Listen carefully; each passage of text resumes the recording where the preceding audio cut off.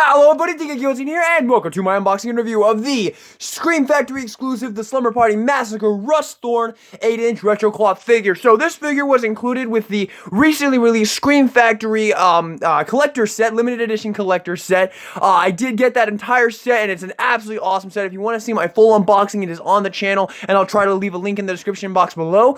But absolutely stoked to get this. This is such a cool release. I absolutely love this movie, and yeah, let's not waste any time. Let's get this thing off of the base and take a closer look at the packaging. Alright, so we have the box packaging on this figure. We have the three girls at the bottom here with the drill coming into the frame slowly. The Slumber Party Massacre on the side. We have the Slumber Party Massacre. We have a picture of Russ Thorn right there. We have the Slumber Party Massacre on this side. Picture of Russ Thorn on the back. We have Russ Thorn. We have the Slumber Party Massacre. Nice little bio right there if you want to read that. Includes drill and knife. On the top, the Slumber Party Massacre. Ages 17 and up. Warning, choking hazard, NECA. And I think that's everything to go over, so let's get this thing out of the packaging. Alright, so when you get them out of the packaging, there is one tie down here at the bottom, and then there's one right here, but for the sake of not risking cutting the material, we're going to go with this one from the back. There we go. Beautiful. And then the figure should just come right out. Nice. Yep, just two ties holding it in. Already really like the outfit. Feels really, really good, and we have the rest of the accessories in there. Guys, I'm just going to spoil it right off the front because I can't contain my excitement. This retro cloth figure has an ankle pivot. Alright, now let's go over the figure out of the packaging right here. Don't worry, I'm going to talk more about that because, oh my god, that's so awesome. But let's get in here close on the face sculpt, shall we? And the likeness to Michael Villela is definitely there. I don't think it's perfect, but I think it's just about as good as it could be. Maybe it could obviously be better, but I don't know. I see it. I think he definitely has the Michael Villela stare there, which I think is very important for the figure to get. I think they definitely did get that. Nice little blood detail on the side over here. Very, very nice. Eyebrows look good. Eyes look really good. No scuffing, no paint marks I see. All looks very, very nice. Very solid. Love the way it looks. The hair does look very, very nice. Very well blended. The color looks perfect in my opinion, although can't get a focus here. There we go. Yes, hair looks very, very good.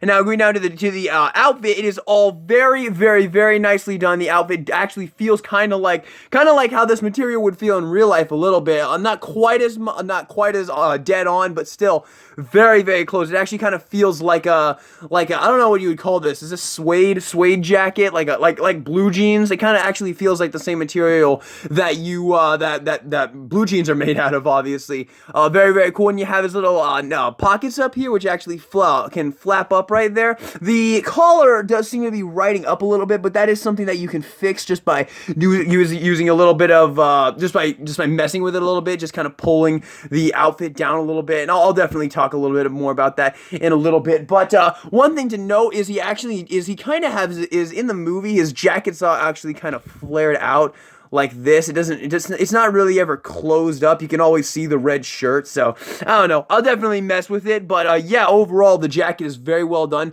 His hands are super, super bloody, which I think look really, really good. Very nicely done on this side as well with the blood right there on his trigger finger. And then moving down to his jeans, once again, that same material that the jacket's made out of, and once again, it feels really, really good. Now, pardon me, I just want to fix the orientation here, although it looks like that's the best I'm going to get it. Not a big deal. It does look like it's a little bit, it does look like it's a little bit off center, but not enough to make me want to complain about it at all. Also, it looks like it's riding up a little bit too far. I think we need to just bring it down a little bit here.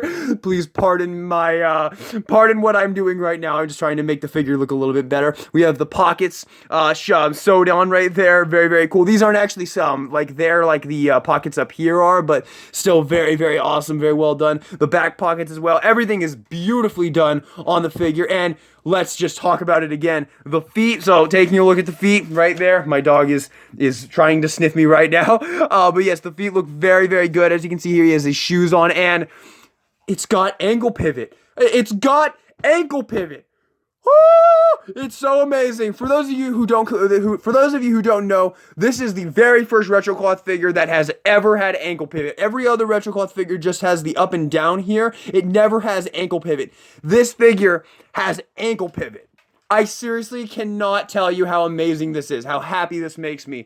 This means that, hopefully this means that in the future, all retro cloth figures from here on out will include ankle pivot, which is just the goddamn best. I cannot tell you how happy I am for this. But with that being said, that is everything to go over with the figure. Now let's have a look at the accessories.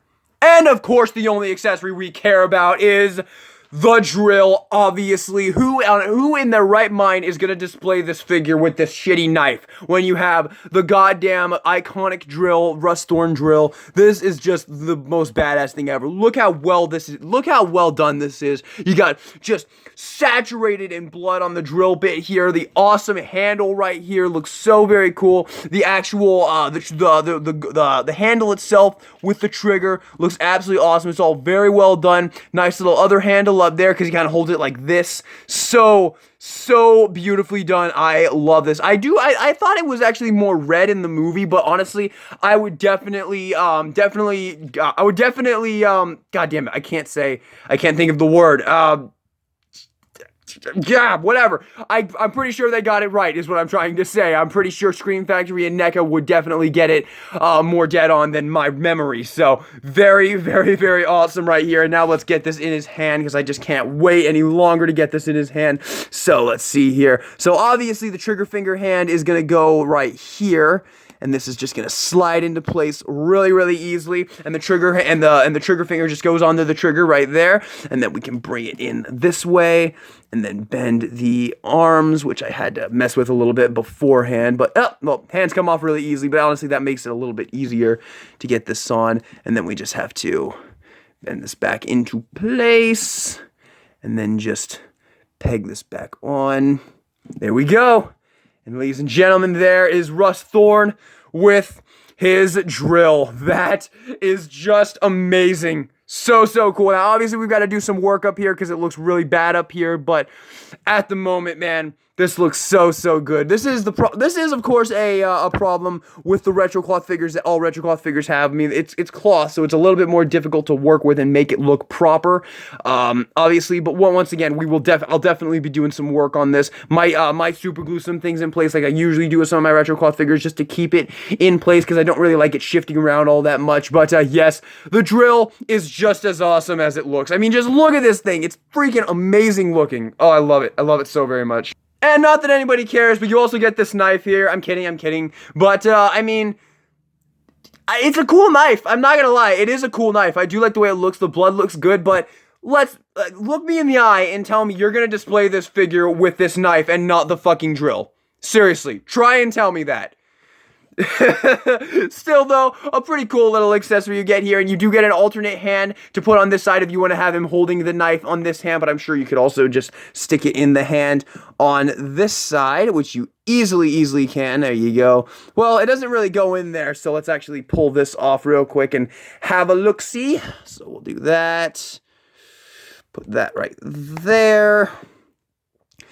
And there you go. So you can have him with the knife right there, or you can take it off, take it off, and then put it back just like that. If you want to recreate the end of the movie right there. So, I mean, if you really want to, you've got the option. But once again, like, if you're not gonna display Russ Thorn with the drill, what are you doing? All right, now for articulation, and oh my goodness, the articulation, man, it's a goddamn miracle, man. So, for the head, let's take a look at what we got here. So we have a dumbbell joint, we have a ball joint in the base of the neck, a bar, and then a ball on top of the bar, which the head sits on, just like that. Very, very nice. You can get a very nice amount of movement up, a lot of down. Actually, you can get a really good amount of movement with this, which I think is actually better than most retro cloth figures as well. I think they just overall improved on the articulation, guys. So, the torso, we have, yes, there is actually a hinge in the torso, so you can get a little bit of crunch and you can get a little bit of back, which is absolutely awesome. There is also, I don't think there's actually a swivel in the waist, but once again, you do have the hinge in the torso, which is very, very nice. Arms can do a full 360, but as always with retro cloth figures, be careful, because you don't want to rip the outfit. That is always something to look out for with retro cloth figures, is you just don't want to rip the outfit at all. So be careful when you are rotating them all the way around. Arms can do a full 90-degree bend, which is very, very nice. Hands can swivel right here, and they are on hinges, so they can go up, which is a little bit easier said than done. So you can bring him a little bit up, and then you can bring him down as well, just like that. The legs can go forward that much, actually a very good amount of upward. Man, they just improved the articulation all around. No back though, like you can get that much back. And then the knees can bend almost a full 90 degree, very, very nice. And for once, we have awesome feet articulation, once again, up, down, and beautiful ankle pivot. I mean, look at it, look at it. For once, you can get this, you can get an amazing, super dynamic pose with a freaking retro cloth figure. That is just absolutely amazing. So, there is your articulation.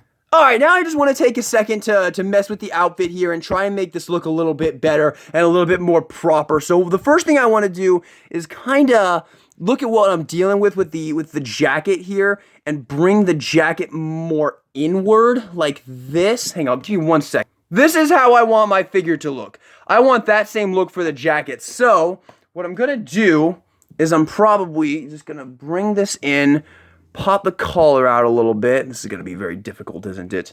And then bring this in, fold this piece like inward like this. There's no like, they should have had like a little button. That would have been really nice if there was like a little magnet or something holding that in. But what I think I'm going to do is I'm going to put it in that way, and then I'm going to put a dab of super glue down there, and that should achieve what I'm looking for. It also is a little bit more puffed out here, so I think it just needs to be brought down a little bit in general here. I don't know. I'm gonna get to work on this, and I'll get back to you when I'm done. I actually forgot to mention there's also a swivel in the upper leg here, which is also a very nice range of movement there. So I just forgot to mention that. So just to bring you guys attention to what I'm attempting to accomplish here, if you look once again at the poster art right here, if you just look at the character in general, both on this picture and the steelbook, which is included with the collector's set, you can see how he wears the jacket. Like on the figure, like as you saw on the figure, it was too closed up. I want to have this kind of look going on where the red shirt is visible in the middle and the jacket's kind of opened up a little bit. So that's what I'm attempting to accomplish. And so far, so good, but I'll get back to you when I'm all done. Okay, so what I'm going to do is I'm going to bring the jacket out like this, and then I'm going to put a dab of super glue on each side of these, and then glue this in this form so that the red shirt is actually flared out a little bit more than it is on the regular figure. Okay, so I've just super glued these two parts into this orientation right here. So these are actually permanently like that from now on. Getting a focus on here now. So these are like that permanently now from now on. The next thing I'm going to do is I'm going to take a pair of pliers here, and I'm just going to fold this piece like this and just keep this like this, and just keep this like this for a little bit to hopefully make more of a form to the jacket. And then I'm going to do the same thing on this side as well. Alright guys, so here is what I have done. Like I said before, I just put some super glue on each side of the things here. So these are permanently like this from now on, so it'll stay open and allow for more of a flare to the red shirt in the middle. And then I've put some major creases in here, so hopefully these will kind of flare out a little bit more. Now, I'm not actually still satisfied with this. I would like it to be more flush against the body, kind of like this. So I might continue working on this after I'm done with this video, but I definitely think this is an improvement on how I got it out of the box, because it definitely just looks a bit more like the character in the movie, because he always had his jacket flared out. He never really had it like how this figure had it originally, where it was just kind of like buttoned up kind of. Also, I'm noticing right now the leg on this side might be a little bit longer, which is it's a little bit disheartening. I really hate when that happens. So yeah, I do think this leg is a little bit longer than this one. That's pretty annoying. I really hate when that happens, and it does happen. It happens more than I would like it to, so I don't know. I think NECA needs to step their game up in that department, but like I said before, the figure is very nicely done, and it does capture the character very, very well. So with that being said, let's get in on our comparisons. Alright, so starting off with 8-inch retro cloth comparisons, here he is with the 8-inch retro cloth Herbert West. Here he is with the 8-inch retro cloth Captain Blake.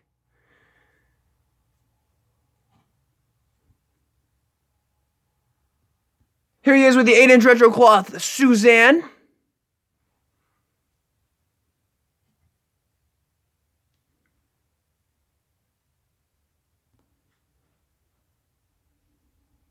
Here he is with the 8-inch retro cloth Ghostface.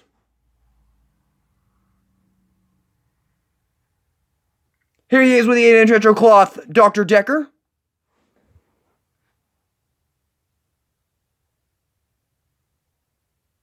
Here he is with the 8-inch retro cloth male alien.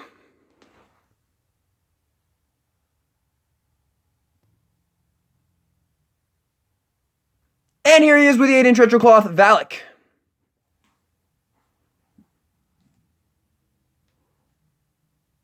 Now for some 7-inch figure comparisons. Here he is with the Ultimate Freddy vs. Jason Voorhees. Here he is with the Ultimate Part 3 Freddy Krueger. Here he is with the Halloween 2 Ultimate Michael Myers.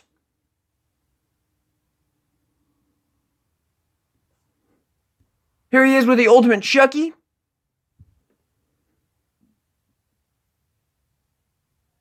Here he is with the Ultimate Sam.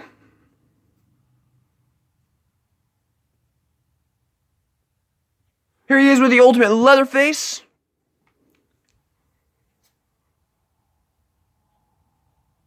Here he is with the Ultimate Crooked Man. Here he is with the Cult Classic Series 5 Jigsaw. Here he is with the McFarlane Movie Maniacs Norman Bates.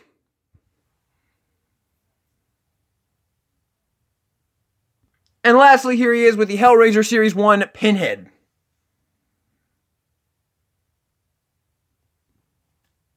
Now, for our showcase.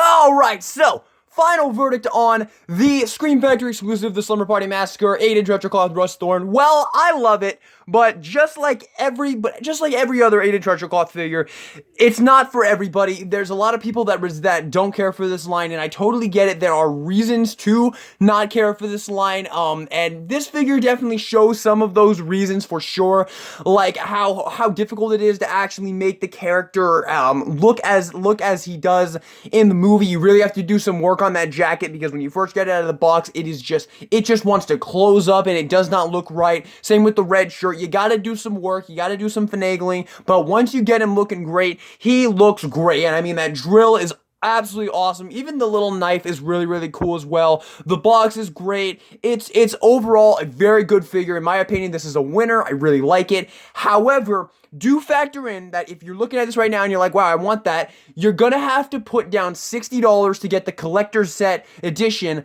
of the Slumber Party Massacre. Now, that set is 100% worth it. You get a steelbook of the original movie with a 4K remaster on it. You get this figure, and you get a poster for it, and you get a poster for Slumber Party Massacre as well. Just to put it into perspective, a steelbook generally runs $30, and a retro cloth figure generally runs $30. That's $60 right there. You're getting the poster for essentially free. So when you factor that in, I absolutely think the collector set is worth it, but do keep in mind, you are going to have to pay $60 if you want this figure. So if you don't want this figure enough to pay $60 for it, and the steelbook and the poster as well, then obviously it's going to be a pass for you. There is obviously a possibility of NECA releasing this as a separate, as its own standalone release in the future. They did do that with the Silent Night, Deadly Night Billy Chapman figure, so do keep that in mind as well. But overall, he definitely has my recommendations. My final verdict on the 8-inch retro cloth Russ Thorn is going to be a 9 out of 10. I think is overall a very solid figure from NECA.